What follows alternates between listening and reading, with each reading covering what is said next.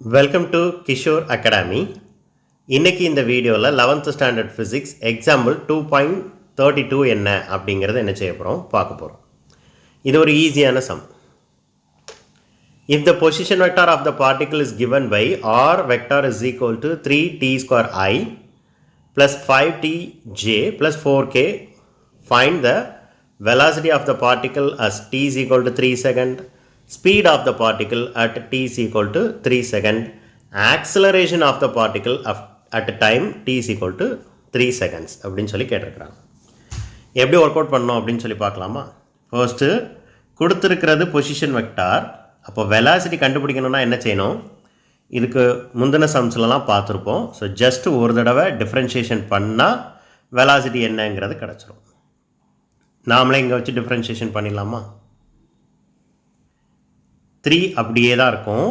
D ஸ்கொயருக்கு differentiation வந்து 2t, அப்போது 6t. ரெண்டாவது டேர்ம் டீக்கு டிஃப்ரென்ஷியேஷன் வந்து 1, அப்போது 5 into 1 5. ஓகேவா? இங்கே ஐ கேப் கண்டிப்பாக போடணும், இங்கேயும் ஜே கேப் கண்டிப்பாக போடணும். ப்ளஸ் 4k தான் இருக்குது, அங்கே டிஏ இல்லை. So that is a constant term, அது 0 ஆயிரும். அப்போ அந்த டேர்ம் எழுதணும்னு அவசியமே இல்லை. So 6t plus 5j, 6t. So velocity என்னங்கிறத கண்டுபிடிச்சாச்சு. 6t plus 5j, 6ti plus 5j. இப்போது at t is equal to 3 செகண்டில் என்ன அப்படின்னு தான் கேட்டிருக்காங்க. இப்போ நம்ம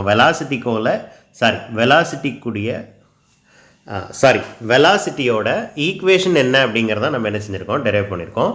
at t is equal to 3 செகண்டுன்னு கொடுத்துருந்தாங்க அப்படின்னா டீக்கு பதிலாக கண்டிப்பாக நம்ம என்ன செய்யணும் அப்படின்னா 3ன்னு சப்ஸ்டிடியூட் பண்ணணும். டீயோட வேல்யூ என்னன்னு கொடுக்கலன்னா இதோட முடிஞ்சு போச்சு. பட் டீக்கு வேல்யூ என்னன்னு கொடுத்துருக்குறாங்க. ஸோ டீக்கு பதிலாக 3ன்னு சப்ஸ்டிடியூட் பண்ணுங்கள். ஸோ 6 into 3 என்னவாயிருச்சு, 18i ப்ளஸ் 5j. ஃபர்ஸ்ட் கொஸ்டினுக்கு ஆன்சர் என்ன அப்படிங்கிறது என்ன செஞ்சாச்சு, கண்டுபிடிச்சாச்சு. ரெண்டாவது கொஸ்டின் என்ன கேட்டிருந்தாங்க, speed at t is equal to 3. Speed at t is equal to 3 second. So ஸ்பீடுக்கு என்ன செய்யணும் நல்லாவே தெரியும்.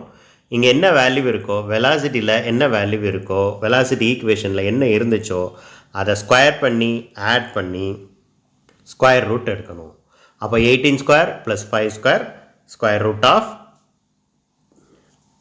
18 square plus 5 square. Okay, 18 square பண்ணலாமா?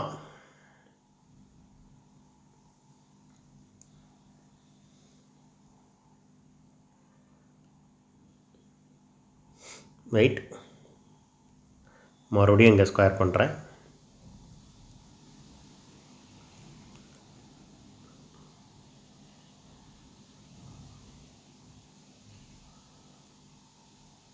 $324 ஞாபகம் வச்சுக்கோங்க, 324.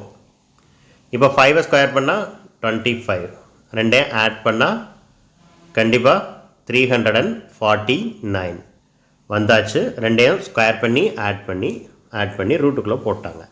இப்போ இந்த ரூட்டை விட்டு என்ன செய்யணும், வெளில எடுக்கணும். கண்டிப்பாக நீங்கள் நல்லா பார்த்துக்கோங்க, 324ன்னு இருந்தால் 18ன்னு எழுதிடலாம். கரெக்டு தானே? 324ன்னு ரூட்டுக்குள்ளே இருந்திருந்தால் அதை ரூட்டை விட்டு வெளில எடுக்கும்போது 18ன்னு எழுதிடலாம். இப்போ அதை தாண்டி அதிகம் இருக்குது. 324 இருக்க வேண்டிய இடத்துல 349, 315 வச்சுக்கிடுவோமே அப்ராக்சிமேட்டாக. இப்போ 19 ஸ்கொயர் என்னன்னு பாருங்கள். ஆக்சுவலாக லாங் டிவிஷன் மெத்தட் படி பார்த்தீங்க அப்படின்னா இங்கே என்ன வேல்யூ இருக்கோ அது அக்யூரேட்டாக வந்துடும். என்னால் லாங் டிவிஷன் மெத்தட் படி பண்ண முடியும், ஃப்ராக்ஷன் ஆஃப் செகண்ட்ஸில் பண்ணிடுவேன், குயிக்காக பண்ணிடுவேன், ஏன்னா 3 டிஜிட் தான் இருக்குது, உடனே பண்ணிடுவேன், எனக்கு ஃபுல் மார்க் கரெக்டாக வேணும் அப்படின்னு நினைக்கிறவங்க அப்படி பண்ணிடுங்க. இல்லைனா இது அப்ராக்சிமேட்டாக வேல்யூ என்னங்கிறத எழுதலாம். 18 ஸ்கொயர் என்னன்னு தெரியும், 19 ஸ்கொயர் என்னன்னு பார்ப்போம்.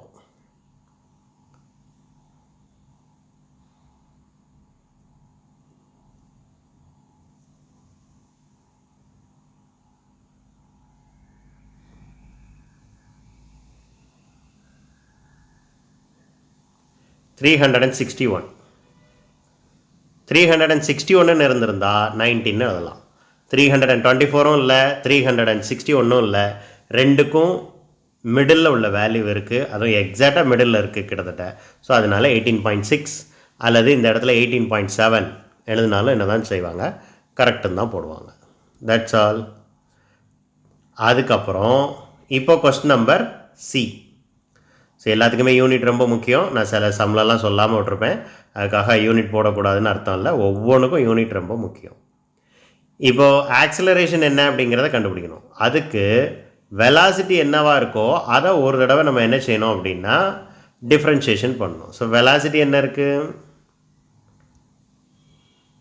டிஃப்ரென்ஷியேஷன் பண்ணும்போது இந்த ஈக்குவேஷனை தான் எடுக்கணும். டீக்கு சப்ஸ்டியூட் பண்ணின ஈக்குவேஷனை எடுத்துடக்கூடாது. இப்போ 6 டீக்கு டிஃப்ரென்ஷியேஷன் வந்து 1, ஸோ 6i. அதுக்கப்புறம் பார்த்தீங்கன்னா 5j கான்ஸ்டன்ட் ஆயிடுச்சு. அப்போ அதுக்கு அதை டிஃப்ரென்ஷியேஷனே பண்ண முடியாது, பண்ணுனா 0. அப்போ ஆன்சர் என்ன, 6i. ஆக்சலரேஷன் வந்து 6i. That's all. இப்போ பார்த்தீங்கன்னா டீக்கு பதிலாக இங்கேயும் ஆக்சலரேஷன் அட் t = 3 தான் என்னங்கிறத கண்டுபிடிக்க சொல்லியிருக்காங்க. ஆனால் இங்கே டீயோட டி அப்படிங்கிற டேர்மே இல்லை. அப்போ டீக்கு பதிலாக வேல்யூ என்ன அப்படிங்கிறத சப்ஸ்டிடியூட் பண்ண முடியாது. ஸோ பண்ணினாலும் பண்ணாட்டாலும் அதுதான் ஆன்சர்.